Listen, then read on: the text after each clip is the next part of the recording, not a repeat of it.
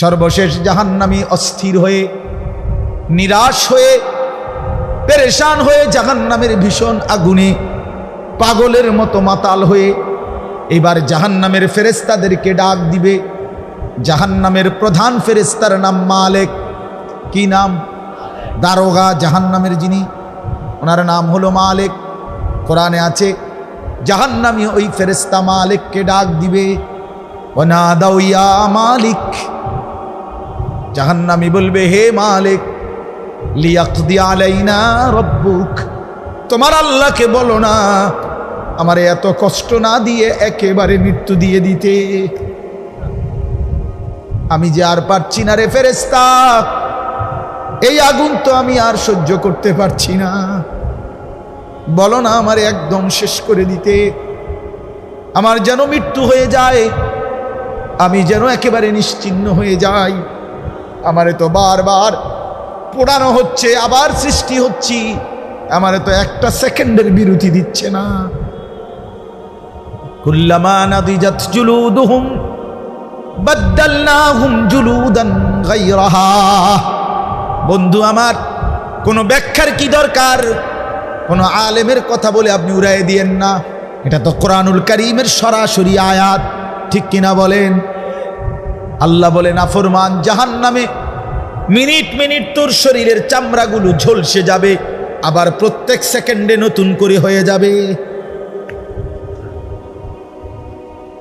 আল্লাহ বলে জাহান্নামী বারবার ভীষণ আগুনে লাফ দিয়ে জাহান্নামের মুখের কাছে ফিরে লাফ দিয়ে বের হয়ে যেতে চাইবে। ওয়াইদু ফিহা, ফেরেশতা ধাক্কা দিয়ে লাথি দিয়ে আবার জাহান্নামের ভিতরে ফিরায় দিবে। এজন্য মালিক ফেরেশতাকে বলবে, ফেরেশতা দাও না আমার একদম শেষ করে দাও, বলো না আল্লাহকে আমারে মৃত্যু দিয়ে দিতে। ক্বালা ইন্নাকুম মাকিসুন।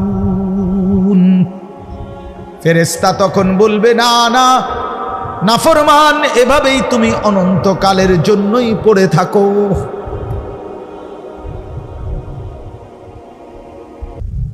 বন্ধু খামখেয়ালি মনে করে এটি বাংলা বইয়ের পড়া না রে ভাইয়া, এটা পদার্থ বিজ্ঞান না, জীববিজ্ঞান না, এগুলোর রসায়ন বিজ্ঞান না যে এটি কত মানুষে কত কথা কয়, মাইতো না চাই, না না মাইতো, এটা আল্লাহর কথা। এটা চা দোকানের আড্ডা না, এটা ফালতু কথার মজলিস না, এটা বন্ধুদের আড্ডা নয়, এটা কল্পনার কাহিনী নয়, এটা স্বপ্ন দেখা কোনো ঘটনা নয়। আল্লাহর কোরআন। কি বলেন? আল্লাহর কোরআন। সাংঘাতিক একটা কথা আছে এরপরে, এই কথাটা আমি আর আগেও কয়েকবার বলছি অন্য মাহফিল। এরপরে একটা আয়াত আছে, আল্লাহ তাআলা প্রত্যেক নাফরমানিকে একটা চ্যালেঞ্জ করছে।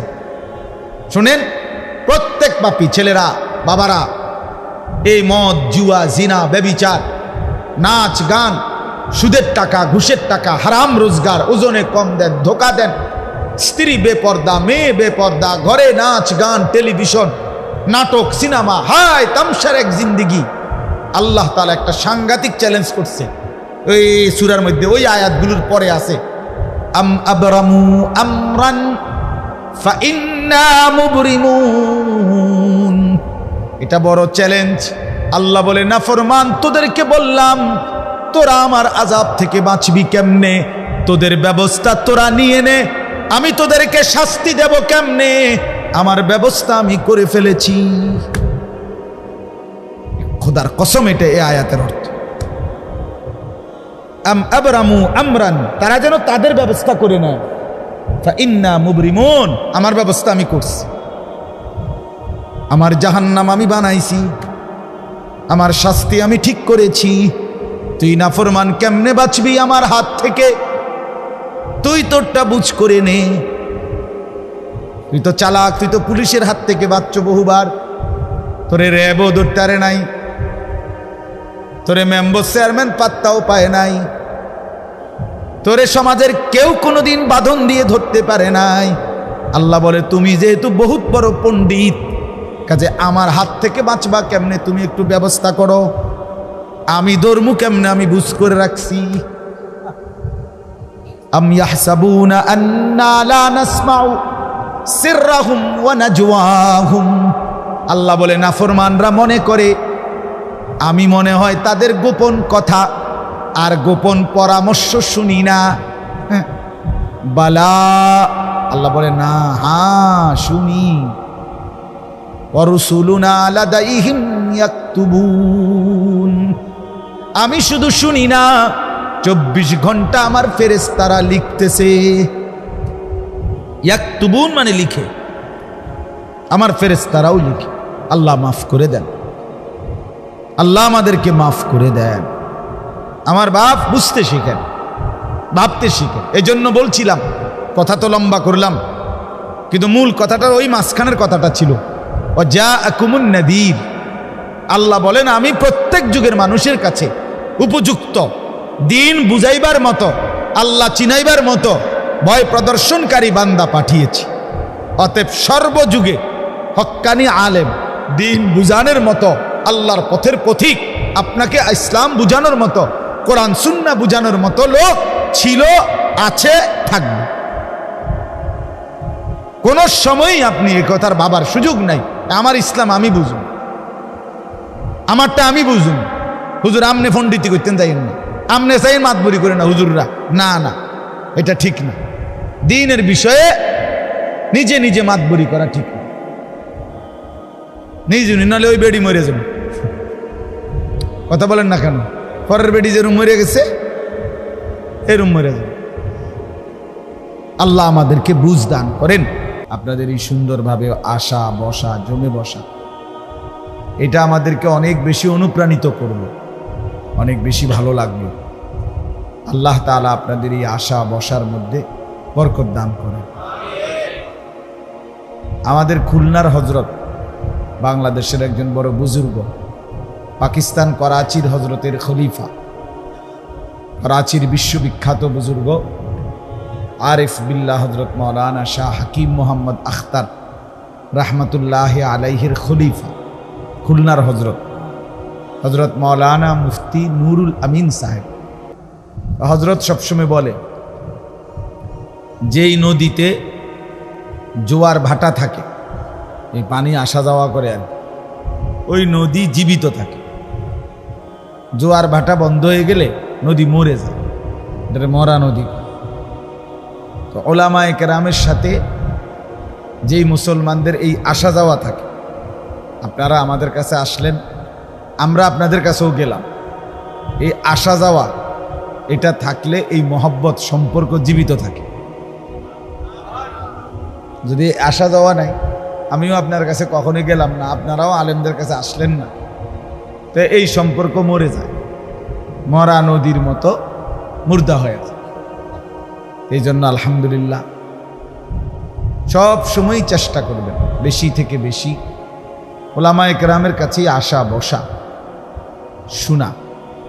হযরত বলেন যে যদি কেউ একজন মুয়াজ্জিন, মসজিদের ইমাম, তার সামনেও গিয়া বসেই থাকলো কিছুক্ষণ, উনি তেমন কিছু বলল না, শুধু চুপচাপ 5 মিনিট 10 মিনিট বসে রইল, তো নিঃসন্দেহে এর দ্বারাও ফায়দা হবে, উপকার,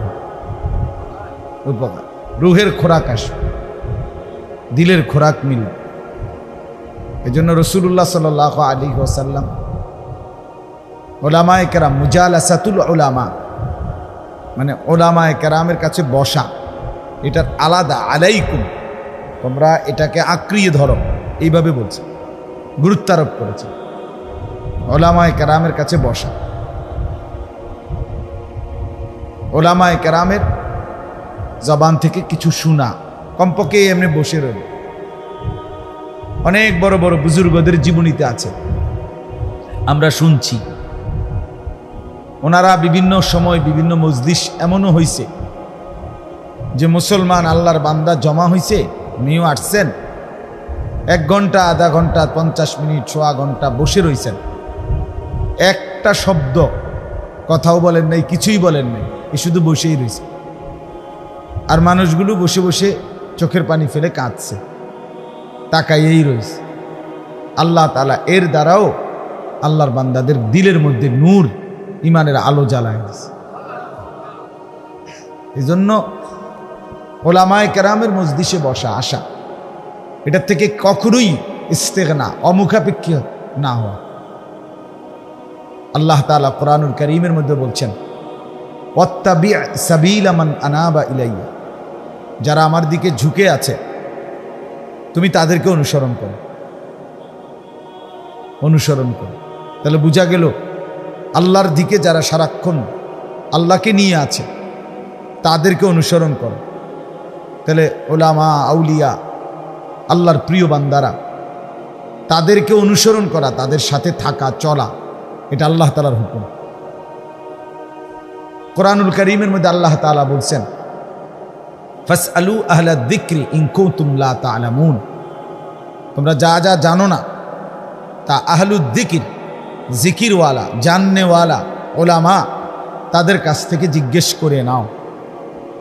তাহলে বোঝা গেল নিজের দ্বীনি ইলম অর্জন করার, কোরআন সুন্নাহর ইলম, কোরআন সুন্নাহর জ্ঞান অর্জন করার কার্যকর মাধ্যম হলো সরাসরি ওলামায়ে কেরামের কাছে জিজ্ঞেস করা। ফেসবুক না, মোবাইল না। শুধু মোবাইল নির্ভর পণ্ডিত সে নিশ্চিত সঠিক সিদ্ধান্ত নিতে পারবে না, সে চিরেই পথ হারা হবে, ও চিরেই। শুধু মোবাইল, নিজে নিজে বুঝ, আমি 10 জন বক্তার ওয়াজ শুন না, কথাটা মোটামুটি আমি বুঝছি হুজুর, আপনি কিচ্ছু বুঝছেন না, গোড়ার ঘাস বুঝছেন, আপনি কিচ্ছু বুঝছেন না। যে হুজুরদের অনেক হুজুরের ওয়াজ শুন না, মোটামুটি বিষয়টা আমি বুঝছি, তারপরও আপনার কুদুর জিঙ্গাই। আমি এরকম মানুষের বলিও না কিছু। আমারও যদি এরকম, আমারও একবার একজন ভদ্রলোক, বিষয়টা আমিও বুঝি, তারপরেও আপনার কাছে একটু জানতে চাচ্ছি। আমি, না, এত জানার দরকার নেই, তুমি সালাক মিয়া, আপনি তো বুঝছেন এসব, তার আমার থেকে আবার এটা কি বুঝতে চাইতেছে? এটা কি দিন শেখা মানার জন্য বলা? এই জন্য আল্লাহ তাআলা বলছে, ফাসআলু, জিজ্ঞেস করো, আহলু যিকর, জিকিরওয়ালা, ইলমওয়ালা, তাদেরকে আহলু যিকর। এই জন্য এটা মনে রাখতে হবে। কোরআনুল কারীমের মধ্যে আছে, আল্লাহ তাআলা বলেন, ইয়া আইয়ুহাল্লাযীনা আমানু আতিউল্লাহ ওয়া আতিউর রাসূলা ওয়া উলিল আমরি মিনকুম, হে ঈমানদারগণ, তোমরা 3 জিনিসের আনুগত্য করো। কয় জিনিসের? 1, আল্লাহর আনুগত্য করো, আতিউল্লাহ। 2, রাসূলের আনুগত্য করো, ওয়া আতিউর রাসূল। 3, ওয়া উলিল আমরি মিনকুম, তোমাদের মাঝে এই কোরআন এবং সুন্নাহ বুঝে এরকম ফুকাহা, উলামা, উলুল আমর, তাদের অনুকরণ করো, আনুগত্য করো। তাহলে এই আয়াতে একবার স্পষ্ট কোরআন সুন্নাহর অনুসরণ, আল্লাহ রসুলের অনুসরণের সাথে তৃতীয় আরেকটা গ্রুপ বলছে কিনা? তো তাইলে ওলামায়ে কেরামের কাছে জিজ্ঞেস করার যদি গুরুত্ব নাই থাকে,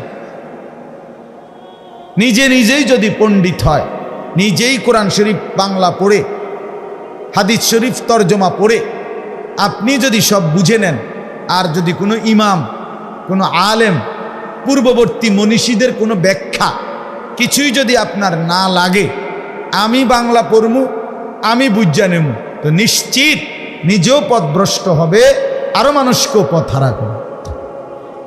দল্লা ওয়া আদাল্লা, নিজেও গোমরাহ হলো, আরো মানুষকেও গোমরাহ করলো।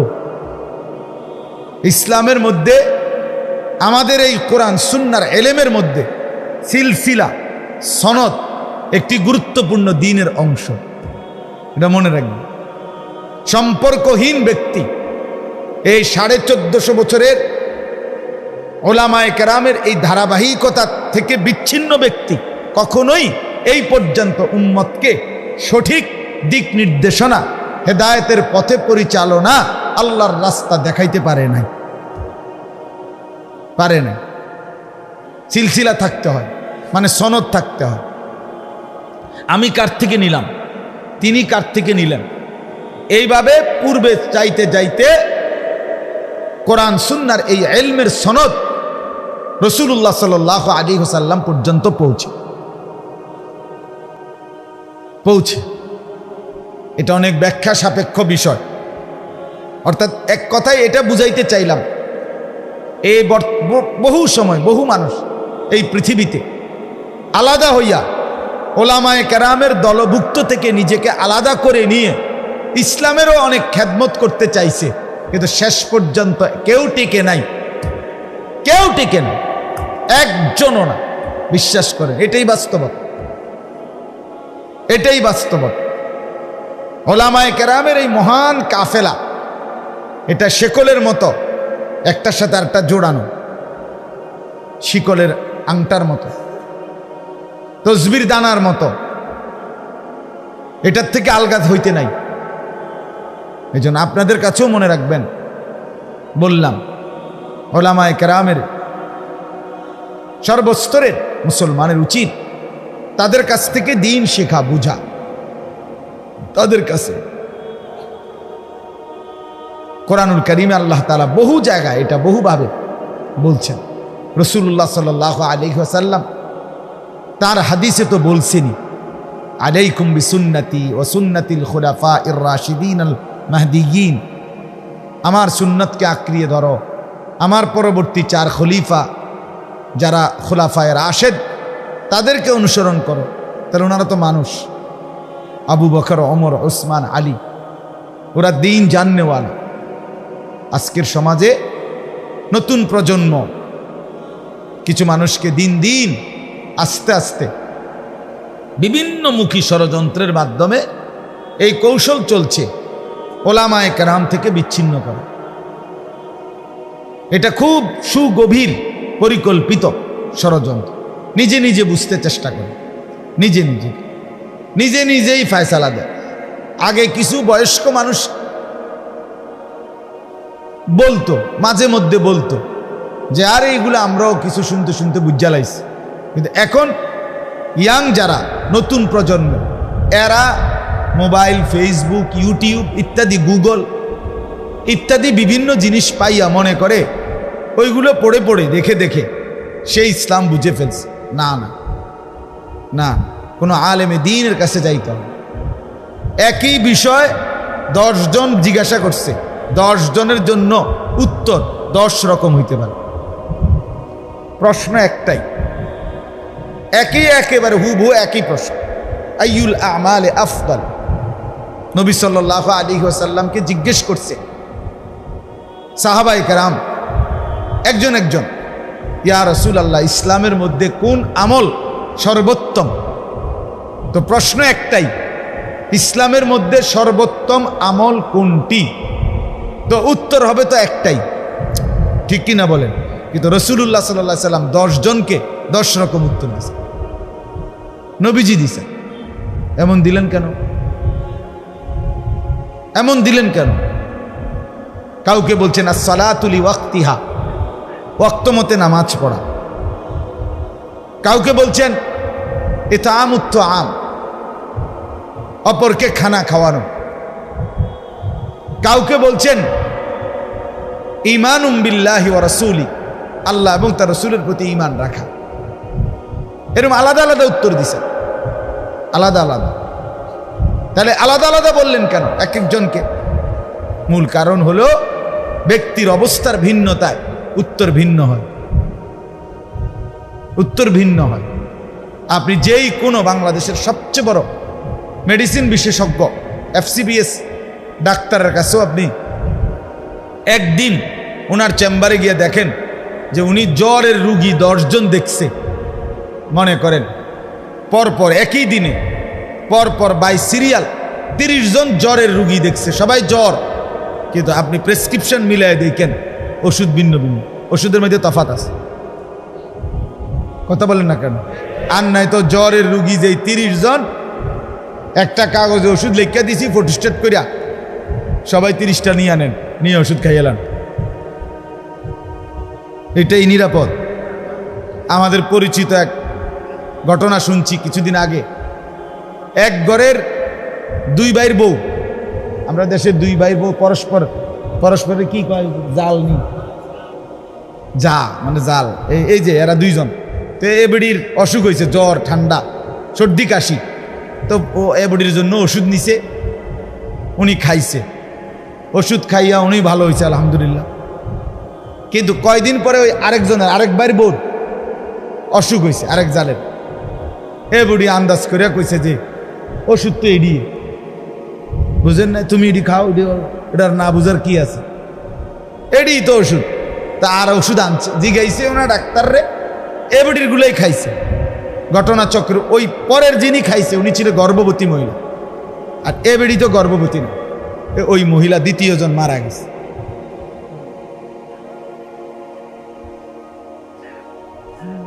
দ্বিতীয় জন কি মারা গেছে কেন? কত বড় ক্ষতি করলে পণ্ডিতি করতে গিয়ে। রোগ যদিও সেম, কিন্তু দুই মহিলার হালাত ভিন্ন না। কথা বলেন না কেন? রোগ তো দুজনেরই জ্বর, রোগ তো দুজনেরই কাশি, কিন্তু দুই মহিলার অবস্থা তো ভিন্ন। একজন গর্ভবতী আর একজন তো গর্ভবতী না, ওষুধ তো ভিন্ন। এই জন্য বাপ এটা বোঝা উচিত আপনাদের কাছে, যেই বুঝেন বুঝেন, কোনোভাবেই ওলামায়ে কেরাম থেকে বিচ্ছিন্ন নিজে হবেন না। আর এই কথা সবসময় মনে রাখবেন, শয়তানের একটা বড় অসওয়াসা আছে যে অনকি আর হেই হুজুর আসেনি, এটা ইবলিসে কয়, ইবলিস। এটা যার মুখ দিয়া বাইর হয় তারে আলগা ধরছে, মানে শয়তানে ধরছে, জিনে ধরছে তার। অনকি আর হেই বুজুর্গ ওনার আসেনি। আপনি হেই বুজুর্গ বলতে কি বুঝাইছেন? জুনায়েদ বাগদাদি, এই তো মনে করেন আমি তর্কের খাতিরে ধরে নিলাম যে আমি জুনায়েদ বাগদাদি, আমি ওনার ওজিফাগুলো পড়ে নিলাম, মনে করেন যাই না নিলাম, তো আমনেরে আমি আমল দিলাম যে আমনে জুনায়েদ বাগদাদির আমলের বুজুর্গ, যেহেতু আমি আমনে যেহেতু হেই আমলের বুজুর্গ টুয়ান, তাহলে আপনি এক বসায় মাগরিবের পরে 1,00,000 বার লা ইলাহা ইল্লাল্লাহর তাসবিহ পড়া এরপরে উঠবেন। টানা 6 মাস প্রত্যেক দিন রাত্রে 20 রাকাতের কম তাহাজ্জুদ পড়বেন না, আর বাদ ফজর আবার 24,000 বার কালেমার জিকির করবেন। এইভাবে আমল করে আসেন 6 মাস। তো আমি হেই আমলের আমল দিলাম, আমনে চাই আমনে চাই কেমন মাত বট্টা আমনে তখন দেখা যাবে। হ্যাঁ, আপনার মাত বড়িটা দেখি কই থাকে, দেখি লম্বা কথাটা সামনে করেন চাই 6 মাস, মাগরিবের পরে 1,00,000 জিকির করেন সে। কথা বলেন না কেন? মানুষের সক্ষমতা, ধারণ ক্ষমতা, সহ্য ক্ষমতা, শারীরিক শক্তি অবস্থান কমছে কিনা? কথা বলেন না, কমছে কিনা? তো এখনকার আলোকে মানুষকে ওজিফা আমল এখনকার আলোকে দিতে হবে না? তো আপনি দিকন হে বুজুর্গ কো, হে মুরিদ কো, হেই বুজুর্গের মানে ওজিফা সামাল দিব, হে মুরিদ কো বলেন না কেন? কোথায় সে? কেমনে সম্ভব? এই জন্য এটা মনে রাখতে হবে, হার জামানায় হক্কানি আলেম, হক্কানি বুজুর্গ ছিল, আছে, থাকবে। আল্লাহ তো বলছেন ওয়াকুনু মা'আস সাদিকিন, আমার সাদিকিন বান্দাদের সাথে থাকো। এটা তো সব যুগের মুমিনদের জন্য হুকুম। তাহলে আমগো আমলে যদি নেককার না থাকে, আল্লাহওয়ালা না থাকে, হক্কানি আলেম না থাকে, হক্কানি বুজুর্গ না থাকে, তো আমগরে যে বললেন নেককারদের সাথে থাকো, তো আমারা আমল করবো কেমন? কথা বলেন। তাহলে আমগো সবাইরে জুনায়েদ বাগদাদির আমলে পাঠাইলো না কেন? অথবা জুনায়েদ বাগদাদিরে বা মৃত্যু দিল কেন? একদিকে হোক, বুঝেন না? আপনি কয় হয় আমরা সবাই আব্দুল কাদের জিলানির আমলে থাকা উচিত ছিল, আর নয় তো আব্দুল কাদের জিলানি না মরা উচিত ছিল। উনি থাকলেই তো সারত যে আমনের আর মরণ নাই, কারণ মানুষ তো আইতে থাকবো, তা আমনে তো সবসময় একরকম চিকিৎসা দিতে হবে, তো কাজে আমনে থাকতে হবে।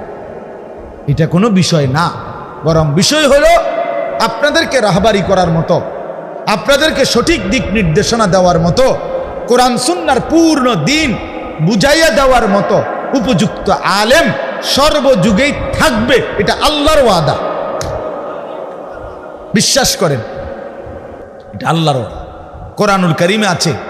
আল্লাহ তাআলা প্রত্যেক নাফরমান পাপীকে, জাহান্নামী বান্দাকে বলবে দুইটা কথা। প্রত্যেক জাহান্নামী পাপী হাসরের ময়দানে জাহান্নামে আল্লাহর কাছে ভিক্ষা চাইবে, আল্লাহ আমারে দুনিয়ায় ফেরত দেন, কুদ্দুর আবার সুযোগ দেন। রব্বানা আখরিজনা না'মাল সালিহান গায়রাল্লাযী কুন্না না'মাল। এই যে বলবে আল্লাহ আমাকে আরেকবার দুনিয়ায় ফেরত দেন। কেন? আল্লাহর বান্দা জাহান্নামী বলবে, আল্লাহ যেই আমলগুলো ছুটে গেছে এবার যদি ফিরতে পারি তাইলে সেই নেক আমলগুলো করব, একটু সুযোগ দেন। আল্লাহ তাআলা প্রত্যেক নাফরমান পাপীকে দুইটা কথা বলবে। কয়টা? আওয়ালাম নুআম্মিরকুম মা ইয়াতাযাক্কারু ফীহি মান তাযাক্কারা। এক নম্বর বলবেন, আল্লাহ বান্দা বলো তো, যেটুকু হায়াত পেলে, যেটুকু সময় পেলে তুমি আমাকে স্মরণ করতে পারতা, আমার বন্দিগি করতে পারতা, আমি কি ওইটুকু সময় তোমাকে দেই নাই? ফজরের নামাজ 4 রাকাত, 4 রাকাত নামাজ পড়তে যেটুকু সময় লাগে আমি কি ফজরের ওয়াক্ত ওইটুকু রাখি নাই? এর দূর রাখছে না, আরো বেশি। বুঝিয়ে 1 ঘন্টা লাগে 4 রাকাত নামাজ পড়তে, তো ফজরের নামাজ কি 4 মিনিট? ফজরের ওয়াক্ত 4 মিনিট, 6 মিনিট। তো তাইলে আমি সমস্যা কি ছিল? না এশার নামাজ 8টা বাজে আজান হইল, রাত 12টা পর্যন্ত তো মাকরুহ ছাড়া স্বাভাবিক ওয়াক্ত, তো 4 ঘন্টা টাইম, তো 15 রাকাত নামাজ পড়তে অথবা আরো কমাইয়া 9 রাকাত নামাজ পড়তে 4 ঘন্টা লাগে। তো আপনি কি লেগে পারলেন না? এই নাফরমান, কেন পারলা না? আল্লাহ জিজ্ঞেস করুন, নাফরমান কেন পারলি না? আমি কি হায়াত দেই নাই? জোহরের নামাজ 12 রাকাত, তো জোহরের নামাজ 12 রাকাত পড়ার জন্য সময় দিছে 6 মিনিট। এই জন্য আমি কুলাইতে পারছি না, আল্লাহ আফাইয়া তোফাইয়া দৌড়াইয়া ইয়া দেখি 6 মিনিট নাই। এমন তো কি সমস্যা হলো? কি সমস্যা হলো? কেন পারলা না? আমি তো সময় দিছিলাম 2 ঘন্টা। ছেলেরা তোমরাও মনে রাখো, বাপ রঙের গুড্ডি উড়াও তো, জিন্দিগিটারে নিজের হাতে তুলে নিছ, আল্লাহর হাত থেকে নিজেকে ছেড়ে নিছ, রাসূলুল্লাহ সাল্লাল্লাহু আলাইহি সাল্লামের হাত থেকে নিজেকে খুলে নিছ, ইসলামের বন্ধন থেকে নিজেকে আলাদা করে নিছ, কোরআনের বাঁধন থেকে নিজেকে ছুটায় ফেলছ, ওলামায়ে কেরামের সম্পর্ক থেকে নিজেকে আলাদা করে নিছ। এই জন্য আজকে শয়তান মন মতো কখনো পাগল, কখনো ছাগল, কখনো গরু, কখনো ভেড়ার মতো তোমরে ঘুরাইতেছে। তোমার চুলে তোমারে আর শান্তি দিল না, তোমার প্যান্টে তোমারে আর শান্তি দিল না, তোমার রাতে আর ঘুমাইতে দিল না, দিনে আর বিশ্রাম করতে দিল না। 24 ঘন্টা তোমারে নারী, মোবাইল, নর্তকী, ছবি, জিনা, ব্যভিচার আর অসৎ বন্ধুদের আড্ডায় লাগায়, মানে তোমারে শয়তানে ঘুরাইল। শয়তান তোমারে আর শান্তি দিল না, তোমার জীবন আর কোনো নিয়ন্ত্রণে রইল না। আর কি তুমি সুখে নাই? তুমি চিন্তা করে দেখো, ইবলিস তোমারে ঘুমাইতে দেয় না, অতৃপ্তি নিয়ে সারা রাত উলঙ্গ ছবি দেখার পরেও তো যুবকের তৃপ্তি তো আসে না। তৃপ্তি আসবে কোত্থেকে? প্লাস্টিকের ভিতরে তৃপ্তি কিভাবে হয়? সে যদি পৃথিবীর 1 কোটি উলঙ্গ ছবিও দেখে তার স্বস্তি তো মিলবে না, প্রশান্তি তো হবে না। লোনা পানি তৃষ্ণা মিটায় না, পবিত্র পানি, মিষ্টি পানি তৃষ্ণা মিটায়। জন্য বুজুর্গানে দিন বলে, অসৎ নারী, ভিন নারী, নাজায়েজ নারী কোন পুরুষের তৃপ্তি মিটায় না, হালাল স্ত্রী তৃপ্তি মিটায়। ওমিন আয়াতিহি আন খালাকা লাকুম মিন আনফুসিকুম আজওয়াজা। রব্বুল আলামিন বলেন, আমার কুদরতের নিদর্শন, আমি রব্বুল আলামিন পুরুষের অংশ থেকে তার স্ত্রী সৃষ্টি করেছি। লিতাসকুনু ইলাইহা, কেন? আল্লাহ বলে যেন সে এই হালাল স্ত্রী থেকে নিজের প্রশান্তি লাভ করতে পারে। তো কোরআনের আয়াত, লিতাসকুনু ইলাইহা, সুকুন মিলবে, সুকুন। অন্তরের অস্থিরতা, এটা তৃপ্তি মিলবে, এজন্য লোনা পানি তৃপ্তি দেয়, তৃষ্ণা মিটায়। এজন্য ভিন নারী তৃষ্ণা মিটাবে না, নর্তকী তৃষ্ণা মিটাবে না, তৃপ্তি আনবে না, বরং এই নেশাগ্রস্তের মতো, মোহগ্রস্তের মতো, মাতালের মতো, পাগলের মতো সারাক্ষণ এটার মধ্যে ডুবাই দিবে। দেখতে দেখতে রাত গিয়ে সপ্তাহ যায়, মাস যায়, কিন্তু যুবকের চোখ আর ফিরে না, তার কলিজায় আর সুখ আসে না, তার মনে কোনো তৃপ্তি মিলে না। সে শুধু পরের নারী দেখতেই থাকে, দেখতেই থাকে, দেখতেই থাকে, সে শুধু উলঙ্গ ছবি দেখতেই থাকে, দেখতেই থাকে, তৃপ্তি আসে না। শয়তান তাকে ঘুরাইতেই থাকে, নফস তাকে ধোঁকা দিতেই থাকে। আল্লাহ মাফ করে দেয়। এজন্য বললাম এটা বুঝা দরকার। তো আল্লাহ বলবেন, বান্দা বলো আমি কি সময় দেই নাই? বছরে একবার জাকাত ফরজ করেছি, তো 1 বছর পরে একবার জাকাত দিবা, তাও 1 ঘন্টার ব্যবধানে না, 6 মাস লাগাইয়া দাও, মানা নাই। পুরা জীবনে একবার হজ ফরজ করেছি, পুরা বছরে মাত্র 1 মাস রমজানের রোজা ফরজ করেছি, তো আমি কি খুব বেশি ভারী কোনো বোঝা চাপায় দিছিলাম? বলেন না কেন? আল্লাহ তাআলা খুব ভারী কোনো বোঝা দিয়েছিলেন? নামাজ পড়া মানে সিমেন্টের বস্তা ট্রাকেতে নামানো, ঠিক না? এটারই তো নামাজ বলে। 1 ওয়াক্ত নামাজ মানে 20 ব্যাগ সিমেন্ট নামানো, এই তো। 1 ওয়াক্ত নামাজ মানে আধা শতক মাটি কাটন, এই তো। তো সমস্যা কি আরে? এখানে ভারী বোঝাটা কি? কি সমস্যার কারণে নামাজ পড়ে না যুবক? কি কারণে পড়ো না? এই হাইওয়ান, পড়ো না কেন?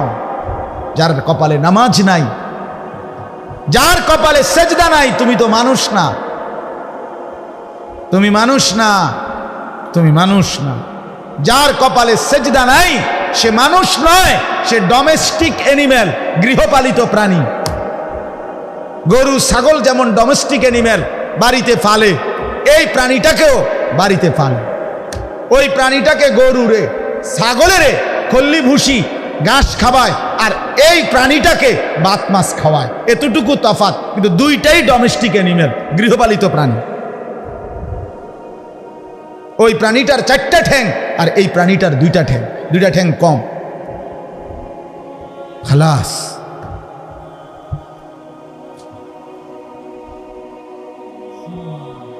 নাই তো কি হুজুর বলেন? বলেন আপনি ইনসাফের সাথে বলেন। যার কপালে সেজদা নাই সে মানুষ না, সে হাইওয়ান, সে প্রাণী, জন্তু। বাকি সে জঙ্গলে থাকে না, এজন্যই তো কইছি ডোমেস্টিক অ্যানিম্যাল। এ তো জঙ্গলের প্রাণী না, বন্য প্রাণী না, গৃহপালিত প্রাণী। আস্তাগফিরুল্লাহ, আস্তাগফিরুল্লাহ। তো আল্লাহ তাআলা বলবেন, আওয়ালাম নুআম্মিরকুম মা ইয়াতাযাক্কারু ফীহি মান তাযাক্কারা। বান্দা, আমাকে স্মরণ করবার জন্য যেটুকু হায়াত দরকার আমি কি তা দেইনি? আমি কি সময় দেই নাই? তাইলে কেন বান্দা বন্দিগি করতে পারলা না? এখন আবার সময় চাচ্ছ। আমি কি সময় দেই নাই? যেটা সময় দিছিলাম সেটাই আবার চাচ্ছ কেন? আমি তো সেই সুযোগ দিছিলামই। 2 নম্বরে আল্লাহ বলবেন, ওয়াজাআকুমুন নাযীর। এই কথাটা বলার জন্য বলছি, মূলত এইটা আমার উদ্দেশ্য ছিল আর বুঝানো। আল্লাহ বলে, দ্বিতীয়টা হলো আল্লাহ প্রত্যেক নাফরমান পাপীকে বলবে, ওই ছেলে, ওই তুমি তার হাত ছেড়ে দাও, এই বেটা হাত ছাড়ো। এটা তো বদ অভ্যাস বেটা। সাবালক ছেলে এরকম একজন আরেকজনকে জড়ায় ধরা, এটা শাহওয়াত। এমন আঞ্জা দিয়ে ধরবে না কোনোদিনও, এটা অসভ্যতা। জি, ওয়াজাআকুমুন নাযীর। আল্লাহ তাআলা বলেন, দ্বিতীয় কথাটা জাহান্নামী পাপীকে বলবে, ওয়াজাআকুমুন নাযীর। তোমাদের কাছে, তোমার কাছে সর্বযুগেই আমি আল্লাহর পক্ষ থেকে এসেছিল আমার ভয় প্রদর্শনকারী বান্দা। শুধু হায়াত দেইয়া ছাড়ে দেই নাই, বুঝানেওয়ালাও একজন রাখছিলাম। ওয়াজাআকুমুন নাযীর। এইটা রব্বুল আলামিন বলেন আমি বুঝাবার জন্য ভয় প্রদর্শনকারী বান্দা দিয়েছি। তুমি খেয়াল করে দেখো বান্দা, কত ইমাম, কত খতিব, কত ওয়াইজ, কত পীর, কত বুজুর্গ তোমার 30 বছরে, 50 বছরে, তোমারে 10 বছরে কত হাজার বার, কত শতবার ডাক দিয়ে দিয়ে বলছে ও আল্লাহর বান্দা সেজদা করো, বলে নাই? মসজিদে জুমার দিন বয়ান করে না? মাহফিলের ওয়াজে ওলামায়ে কেরাম আপনাদেরকে ডাকে না? কথা বলেন না কেন? বলে কি না বলেন না? তাইলে কি সমস্যার কারণে পারলেন না? কেন পারলা না বান্দা? তোমারে বুঝানোর জন্য তো লোক দিয়েছিলাম, তোমারে তো আমি আমল করার মতো সুযোগ দিয়েছিলাম, হায়াতও দিলাম। আমার পক্ষ থেকে এক যুগে দিছি নবী রাসূল, আর আরেক যুগে দিচ্ছি এখন উলামা। কখনো বানাইছিলাম নবী আদম থেকে মুহাম্মদ সাল্লাল্লাহু আলাইহি ওয়াসাল্লাম। আমার ইচ্ছা আমি মুহাম্মদের পরে আর নবী দেব না, রাসূল দেব না, কিন্তু হেদায়েত তো বন্ধ করি নাই। বন্ধ করেছে? পথ প্রদর্শন তো বন্ধ করি নাই। বাকি মানুষগুলো তো আমি জলে ভাসাই দেই নাই। বাকি মানুষগুলোকে তো আমি আল্লাহ তাআলা বনে জঙ্গলে ছেড়ে দেই নাই। আমি তো প্রত্যেক জামানায় আমি আল্লাহর পক্ষ থেকে ভয় প্রদর্শনকারী উলামা, আউলিয়া, আতকিয়া আমি তো পাঠাচ্ছি, ব্যবস্থা রেখেছি। ফাদুকু, অতএব জাহান্নামের শাস্তি ভোগ করো। লা ইউফাত্তারু আনহুম, 1 সেকেন্ডের বিরতি হবে না। আহুম ফীহি মুবলিসুন, আল্লাহ বলেন অনন্তকাল জাহান্নামী বিষণ্ণ মলিন চেহারা নিয়েই পড়ে থাকবে, একবারও হাসবে না। লক্ষ কোটি বছরেও জাহান্নামী একবারও মুখে হাসি ফুটবে না। জাহান্নামী শুধু চিৎকার করবে আর আল্লাহ বলবে ওমা যালামনাহুম, আল্লাহ আমি তো বলবেন, আল্লাহ বলবেন বান্দা আমি তো জুলুম করি নাই। ওমা যালামনাহুম ওয়ালাকিন কানু হুমুজ জালিমিন, তোমরা নিজেই নিজের উপরে জুলুম করেছো, ভেবে দেখো, তুমি কদর করো নাই। সর্বশেষ জাহান্নামী অস্থির হয়ে, নিরাশ হয়ে, পেরেশান হয়ে জাহান্নামের ভীষণ আগুনে পাগলের মতো মাতাল হয়ে এবার জাহান্নামের ফেরেশতাদেরকে ডাক দিবে। জাহান্নামের প্রধান ফেরেশতার নাম মালিক। কি নাম? দারোগা জাহান্নামের যিনি, ওনার নাম হলো মালিক। কোরআনে আছে জাহান্নামী ওই ফেরেশতা মালিককে ডাক দিবে, ওয়ানাদাউ ইয়া মালিক, জাহান্নামী বলবে হে মালিক, লিয়াকদি আলাইনা রব্বুক, তোমার আল্লাহকে বলো না আমারে এত কষ্ট না দিয়ে একেবারে মৃত্যু দিয়ে দিতে। আমি যে আর পারছি না রে ফেরেশতা, এই আগুন তো আমি আর সহ্য করতে পারছি না, বলো না আমারে একদম শেষ করে দিতে, আমার যেন মৃত্যু হয়ে যায়, আমি যেন একেবারে নিশ্চিহ্ন হয়ে যাই। আমারে তো বারবার পোড়ানো হচ্ছে, আবার সৃষ্টি হচ্ছি, আমারে তো একটা সেকেন্ডের বিরতি দিচ্ছে না। কুল্লামা নাদিজাত জুলুদুহুম বাদদালনাহুম জুলুদান গায়রাহা। বন্ধু আমার, কোনো ব্যাখ্যার কি দরকার? কোনো আলেমের কথা বলে আপনি উড়াই দিয়েন না, এটা তো কোরআনুল কারীমের সরাসরি আয়াত, ঠিক কিনা বলেন? আল্লাহ বলেন নাফরমান জাহান্নামে মিনিট মিনিট তোর শরীরের চামড়াগুলো ঝলসে যাবে, আবার প্রত্যেক সেকেন্ডে নতুন করে হয়ে যাবে। আল্লাহ বলে জাহান্নামী বারবার ভীষণ আগুনে লাফ দিয়ে জাহান্নামের মুখের কাছে ফিরে লাফ দিয়ে বের হয়ে যেতে চাইবে। ওয়াইদু ফিহা, ফেরেশতা ধাক্কা দিয়ে লাথি দিয়ে আবার জাহান্নামের ভিতরে ফিরায় দিবে। এজন্য মালিক ফেরেশতাকে বলবে, ফেরেশতা দাও না আমার একদম শেষ করে দাও, বলো না আল্লাহকে আমারে মৃত্যু দিয়ে দিতে। ক্বালা ইন্নাকুম মাকিসুন, ফেরেশতা তখন বলবে না না, নাফরমান এভাবেই তুমি অনন্তকালের জন্যই পড়ে থাকো।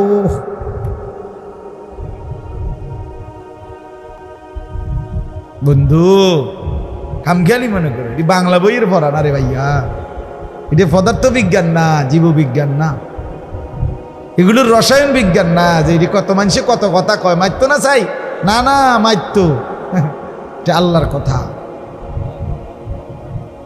এটা চা দোকানের আড্ডা না,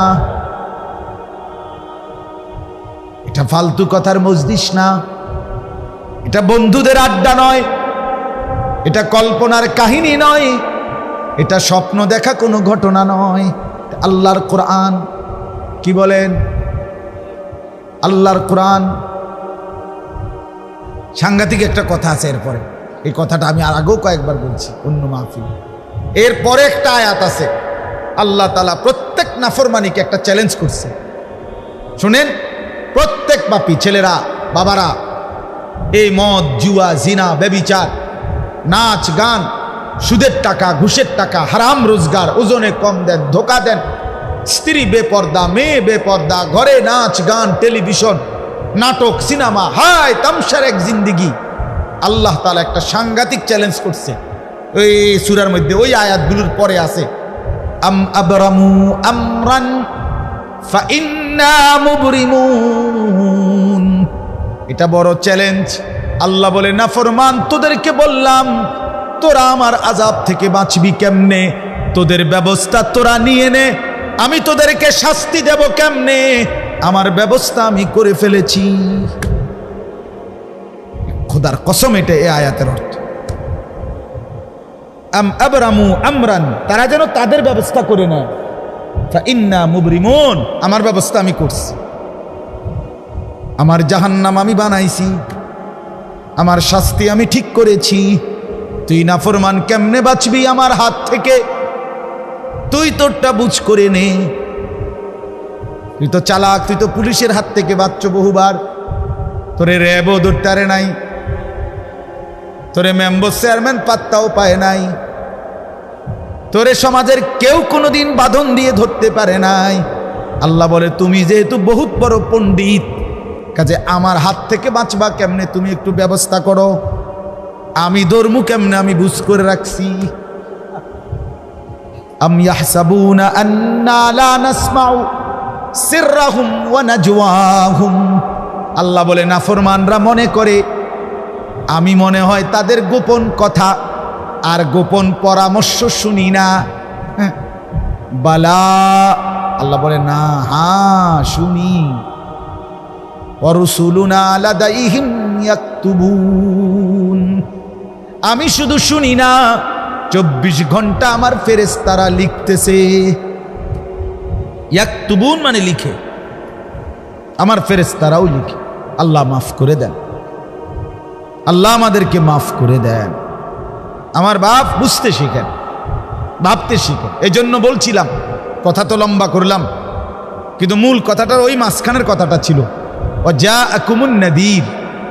আল্লাহ বলেন, আমি প্রত্যেক যুগের মানুষের কাছে উপযুক্ত দিন বুঝাইবার মতো, আল্লাহ চিনাইবার মতো ভয় প্রদর্শনকারী বান্দা পাঠিয়েছি। অতএব সর্বযুগে হক্কানি আলেম, দিন বুঝানোর মতো, আল্লাহর পথের পথিক, আপনাকে ইসলাম বুঝানোর মতো, কোরআন সুন্নাহ বুঝানোর মতো লোক ছিল, আছে, থাকবে। কোন সময়ই আপনি এ কথার ভাবার সুযোগ নাই আমার ইসলাম আমি বুঝুন, আমারটা আমি বুঝুন। হুজুর আমনে পণ্ডিতি করতেন যাইেন না, আমনে চাইন মাতবরি করে না হুজুররা, না না, এটা ঠিক না। দ্বীনের বিষয়ে নিজে নিজে মাতবরি করা ঠিক না। নিজে নাহলে ওই বেড়ি মরে যাবে। কথা বলেন না কেন? পরের বেড়ি যে রুম মরে গেছে, এই রুম মরে যাবে। আল্লাহ আমাদেরকে বুঝ দান করেন। মুআজ্জাজ হাজিরিন, কোরআনুল কারীমের একটা আয়াত আমি আপনাদের সামনে পড়েছি, আর অল্প একটু এই আয়াতের তর্জমান আপনাদের কাছে একটু বলতে চাই, এরপরে আমার কথা শেষ। আল্লাহ তাআলা বলেন 17 নম্বর পারা 22 নম্বর সূরা, সূরাটার নাম সূরা হজ। এই সূরার 34 নম্বর আয়াত, আপনাদের সামনে আমি পড়েছিলাম। এবার এটার একটু তর্জমা বলি। আল্লাহ তাআলা বলেন, ওয়ালিকুল্লি উম্মাতিন জাআলনা মানসাকান। এলো এই আয়াতের প্রথম কথা, এটাই আয়াতের মূল বক্তব্য।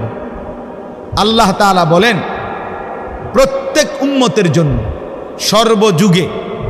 সর্বযুগের সকল সময় আমি আল্লাহ প্রত্যেক উম্মতের জন্য নির্ধারণ করেছি মানসাক। এই শব্দটা একটা আরবি শব্দ।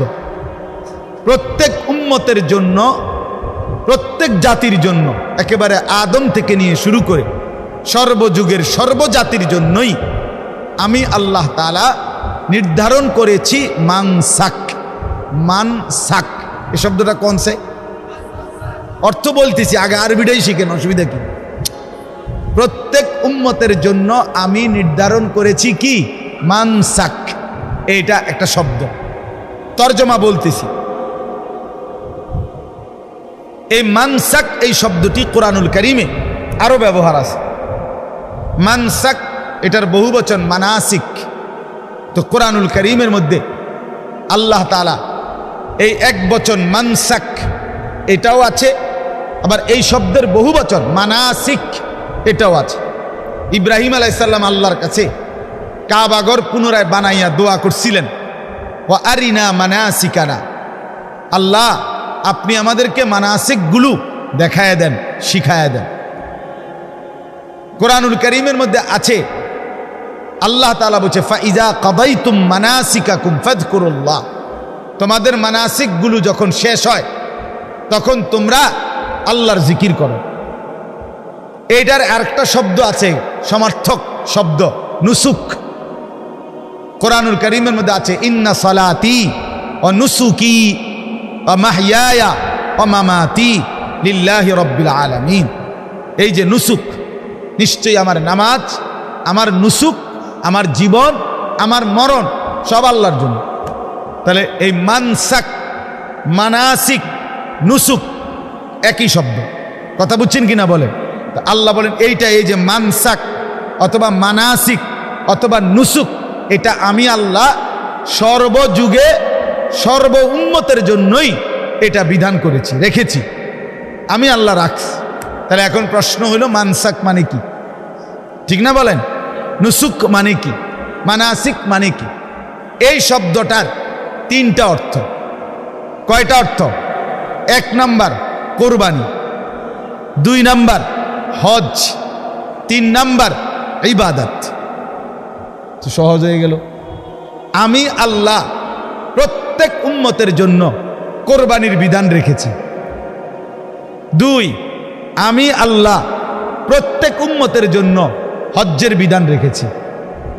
3, আমি আল্লাহ প্রত্যেক উম্মতের জন্য ইবাদত নির্ধারণ করেছি। আমি বুঝিনি আপনারা কথা? তাহলে কোরআন শরীফ দিন বুঝা সহজ, এই মনোযোগ দিয়ে শুনলে। আমাদের আপনারা যে একটা মনোযোগ আছে, মাশাআল্লাহ, দারুণ মনোযোগ। আসলে আপনাদের আন্তরিকতাটা ভালো, আল্লাহ আপনাদেরকে বরকত দান করেন। খসর মসর করলে ভালো না, বুঝলেন না? ওই বুট খায়, বন খায়, আডে উডে সদবদ ঠ্যাং সরাইয়া বইয়ে উঁতায় জিমায় জুরা এরম করে, এইসব সদর বদর মানুষ বদলায় না, এই ডকেরই থাকে, এই হারা জীবন বুটে খায়, 200 বছর বয়সও বুট খায়, 90 বছর বয়সও এই একই ডক। আজকে 30 বছর প্রথম কাতারে মসজিদে নামাজ পড়ে, আজ 40 বছর নামাজ পড়ে, অনবিরিয়ে খায়। ওমা তো চাচা আপনি বুঝলেন কি, শুনলেন কি? আজ এত বছরে ইসলামের কিচ্ছু বুঝলেন না, আপনি গোড়ার গাছ নিয়ে ফেললেন এই পর্যন্ত। আপনি যদি অনবিরি খান, 60 বছর হয়ে গেছে আপনি অনবিরি খান, তা আপনি ছাড়বেন কোন বছর? কি ডাকাইতে না, কি আশ্চর্য কথা! কিও 60 বছর বয়স, 70 বছর, 60 বছর বয়স, এখনো এবার চা দোয়ানে বইয়া রাক্ষসের মতো কইরা টেলিভিশনে বেডির নাচা, আশ্চর্য! আরে কিও, আরে চাচা আপনি মরবেন কোন বছর? আপনার বেডি সাউনের শখ মিটবে আর কোন বছর? আস্তাগফিরুল্লাহ, আস্তাগফিরুল্লাহ, আস্তাগফিরুল্লাহ। আস্তাগফিরুল্লাহ। এত বছর হয়ে গেছে এখনো কিস্তি লন, এত বছর হয়ে গেছে এখনো সুদে টাকা লাগান, এত বছর হয়ে গেছে এখনো আগ করলে কথা কইলে গাইলেনি ছাড়া কথা কইতে পারেন না। হায় হায়, বড় শক্ত মানুষে না? আড্ডি যেমন শক্ত হয়ে গেছে, গুনাও তো এরকম শক্ত হয়ে গেছে। কথা বলেন না, রাগ হইয়েন না, রাগ হইয়েন। আর যার কাছে রাগ লাগছে আপনি ছাইরা দেন, দৌড়ে এত কথা শুনুনের থেকে পিছা দিয়ে ফিট বেটা বিড়ির কোয়ালে বেটা খাইলাম না বিড়ি। আপনি যদি স্যাত ওঠে তো আমি তো এটাই চাই। কথাটা বুঝলেন না? আমি তো চাই আপনি শোল্ডারের মধ্যে একটা স্যাত ওঠে। আমি একবার আপনার এক জায়গায় বয়ানের মধ্যে এরকম অনেকক্ষণ বিড়ির কথা কইছি, আর এক চাচায় কইয়া উঠছে ওয়াজের ভিতরে, আইজগা বিড়ির দাম শেষ, আইজগা শেষ, আপনি ছেড়ে দেন। আপনার লজ্জা হায়া কোথায়? আস্তাগফিরুল্লাহ। বয়স্ক মুসলমান, আহা বাপ, বয়স যার বেশি হিসাবও তো তার বেশি। কি বলেন? 60 বছর বয়স, হিসাব হবে 30 বছরের। কি চাচা, কত লম্বা হিসাব, এত লাশ, এত জানাজা, এত মানুষের কবর আপনি পড়লেন, দেখলেন, এত কিছু আপনার আখিরাত মনে করাইতে পারলো না? এত কিছু আপনার কবর মনে করাইতে পারলো না? আস্তাগফিরুল্লাহ। আহা, আপনি তো বড় পাষাণ, আপনি তো বড় শক্ত মানুষ। আল্লাহ মাফ করে দেন।